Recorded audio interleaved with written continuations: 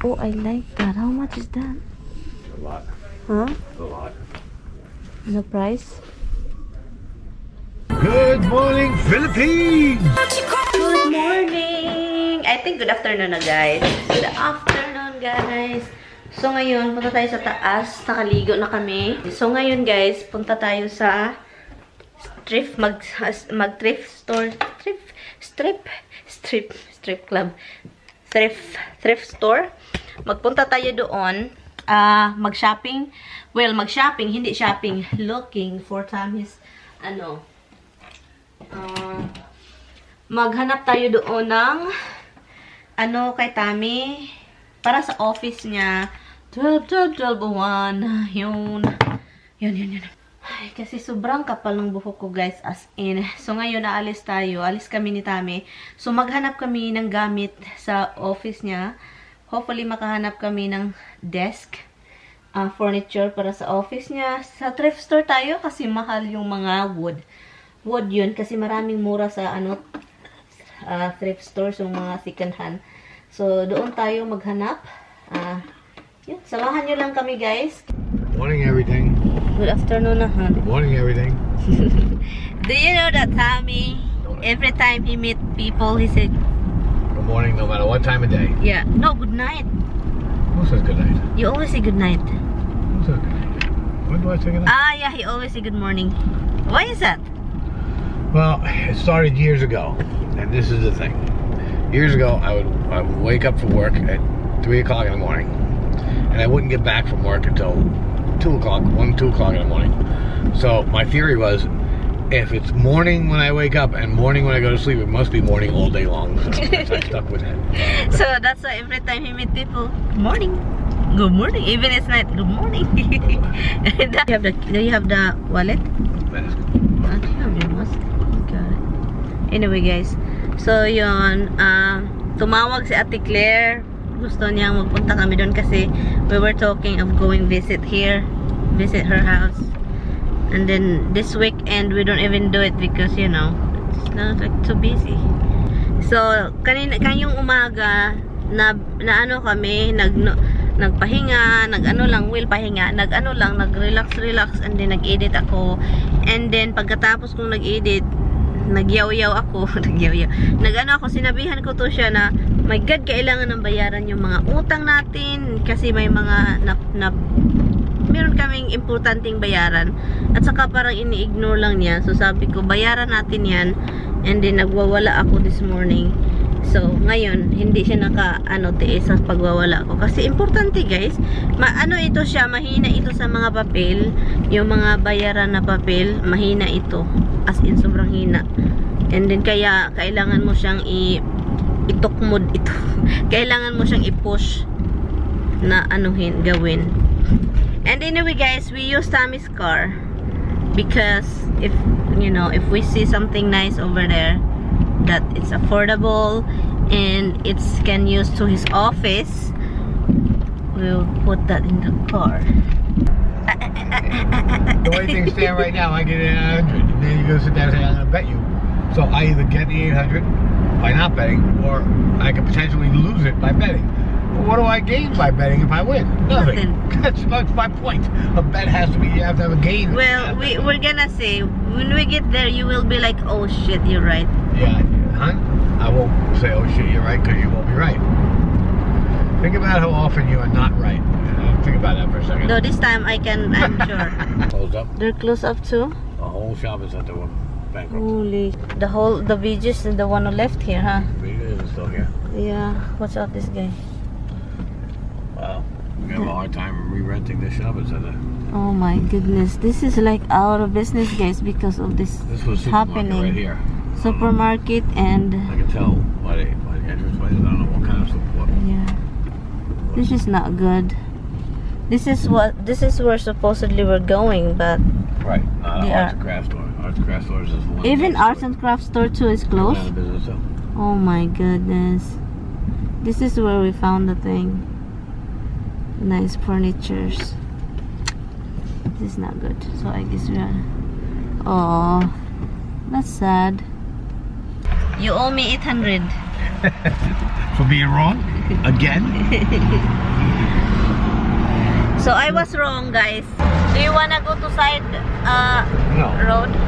Or you just gonna keep going? Yeah, because we might hit another one.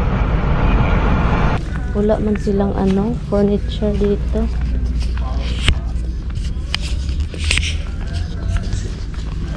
Mga damit. Oh, they have some stuff over there. No, it's like this thing. Wala sila Merong mga look, what is that? Jewelry box. Cute. Wala silang furniture dito. And then have furniture. Oh, look at this. This is what I'm looking for. Like a house stuff. And this family with the chicken. Oh, they have like, look. Yung silang mga pang...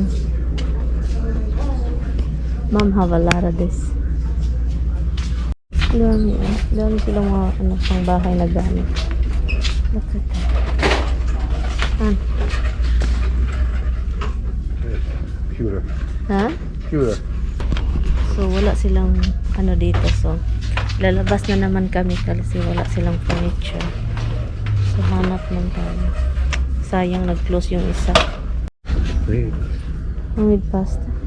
I'm pretty sure that's what that is.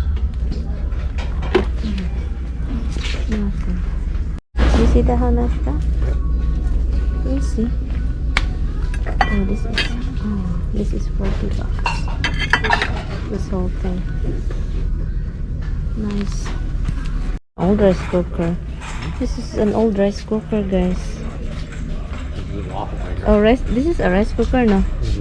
This is not a rice cooker. cooker. Grilled cheese maker. Huh? These are a waffle maker or grilled cheese maker. Yeah. Do you know what is this? A pot? A crock, okay, crock pot. Crock pot.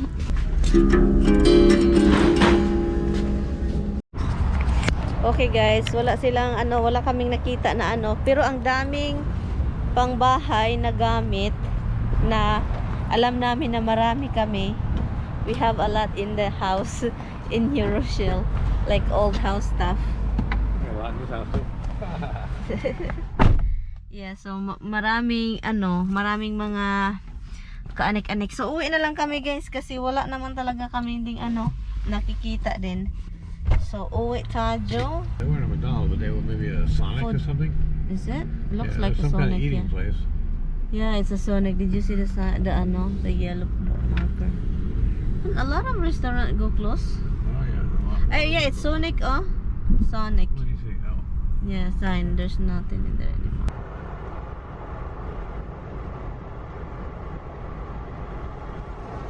That mountain over there, guys, ang gandang tignan. Look, bukid, oh. Bukirin. Pinalibutan kami ng Bukirin. Where are you looking? That sign. See if I can read anything. Yeah. Oh, that's where I meet the that's where, over there, I meet the person to interview me when I was looking for a job that I cannot handle. I said I cannot handle her mother because it's so mean. So I said no.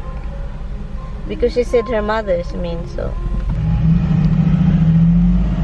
she will throw something to you, that's what she said. Okay, oops, what is this guy doing? Bukirin!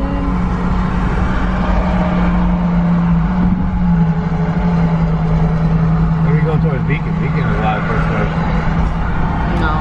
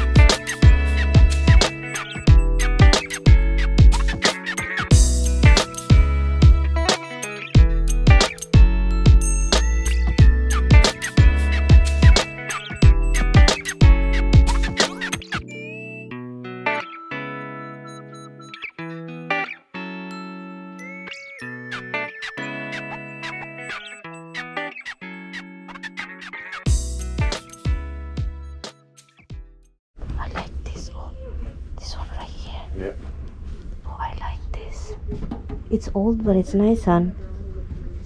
Look at this, guys. Most old things are nice. Some newer stuff is garbage. Oh, I like that. How much is that? A lot. Huh? A lot. The price? 1,100. Holy cow. That's a nice. It's a real wood. Yes, it's not garbage wood. And you can repaint this. Oh. Paint. Yes. Hello, this is nice for the center, or for the side thing. Hon. How much is this, hon? Ay, that's $400. Which one? What is that? A desk? No, it's not. Holy cow. That's an old days. And what is this? What is this?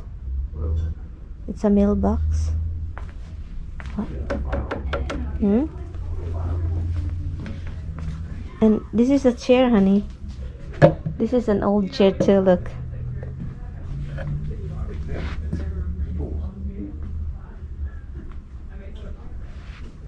Ang dami kong mga old guys, look. It's so nice.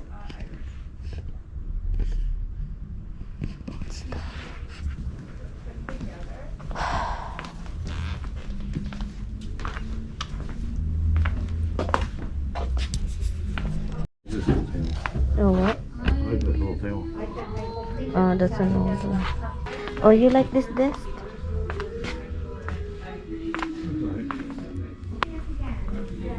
Fold down. Oh yeah, the same thing in the New shelf. Oh, there you go. Goes under these fold down. Oh, okay. Little nesting table. Hala, it reminds me of Isabel. Yeah. Isabel is nicer. How much this silver, Han? Now I'm curious. Han, look at this, Han. It's like, Yeah, nesting table. how much is that? We have that. Isabel have it. $275. Oh my god. So if you get rid of that one, is that you can sell it, honey? Sure. What a nice little.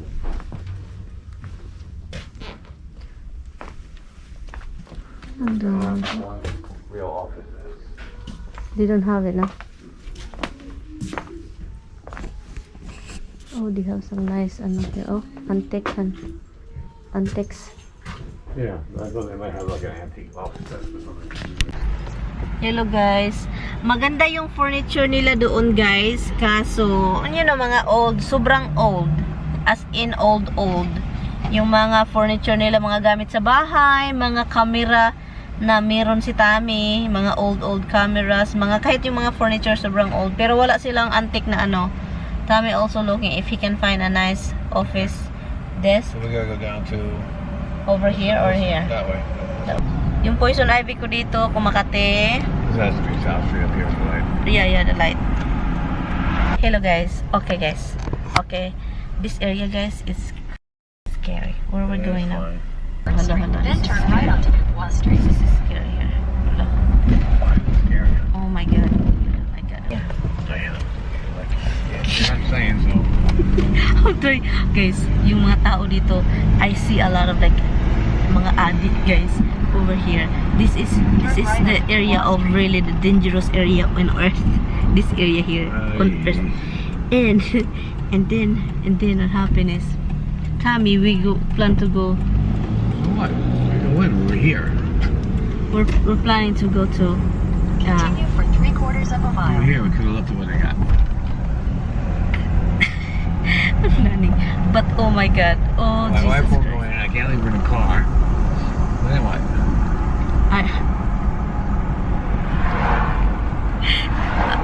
Ang daming tattoo guys, pula yung mata, nakatambay doon. Delikado, sabi ko mamatay tayo dito ng kalakuhan to. Left on South Street. No, you just go straight. This is the scariest area. I'm not going to see the town or the county because I don't want to. But Lloydie, no. Probably people, even the neighbor said. Why are we not going? So guys, we're going home kasi takot ako guys. Yung store na yon is scary. When you go, there's no window, nothing. One door. And there is may taong nakaupo doon. Pula yung mata. Nakaupo doon sa labas. Sabi ko, papatayin tayo doon sa loob kapag pumasok tayo. Kasi kahit si Lloydie, alam ni Lloydie, ang daming shooting, ang daming mga barilan dito nangyayari. Kasi sabi ko, I'm not going in. We're going So home. you're from the Philippines.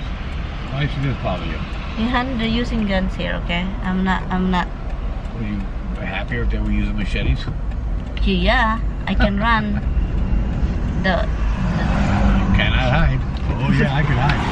monk. Is that monk? Arian, that's the first time I saw in this place. You know, they're talking about this place is bad, lalala, and I know there's a lot of shooting. But when we get in that place, honey, that's a really, you guys, it's a really shitty area. You know, we have a shitty area in the Philippines, but it's not like that, guys. Yung mga bahay isira, maraming taong nakaupo, nakapulpula yung mata, ang daming tato. Wala kaming nabili, wala kaming naano kasi wala. So ngayon, kain tayo ng avocado. Guys, meron ako dito sa liig ko. And then dito, kasi ang kate,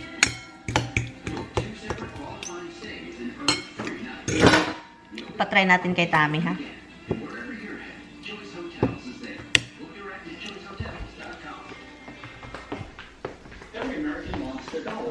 Han, open your mouth.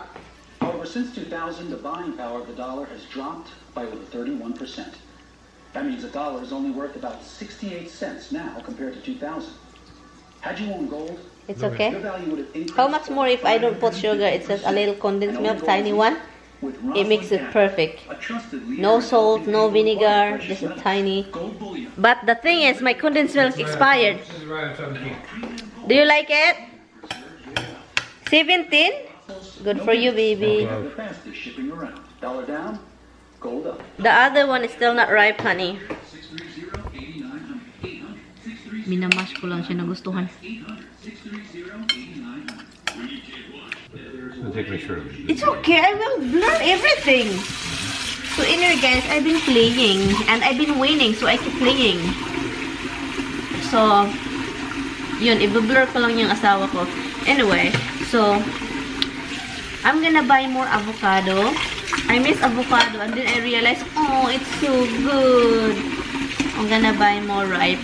Oh, daming hinog.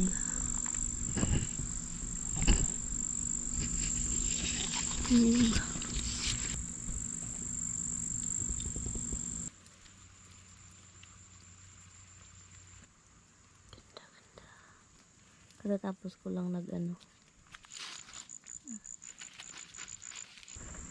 Mais? Mais? Cornix. Cornix.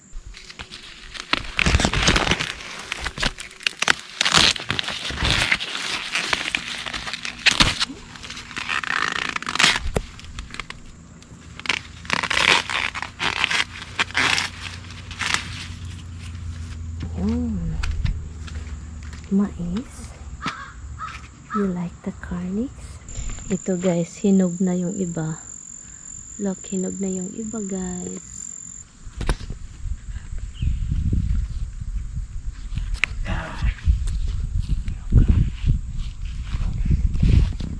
Kasi hinog na eh.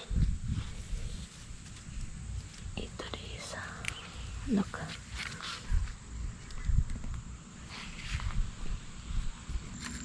Dito. Saka yung isa. Look. Look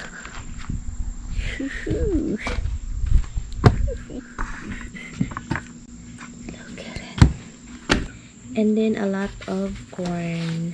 Ito na siya. 3 corns. There's more over there. Ibigay ko to sa kapitbahay. Alam ko na meron silang kamatis pero masarap ito. What kind of kamatis is this? Look at that, guys.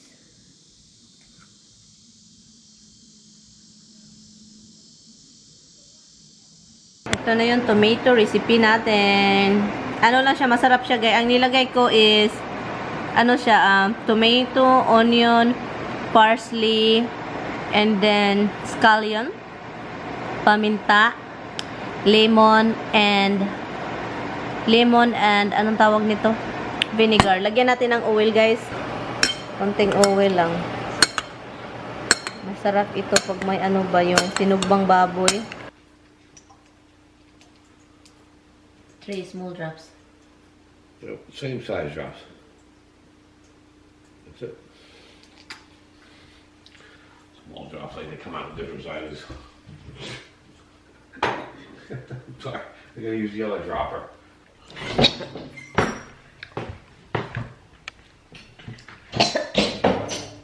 Ano na medication.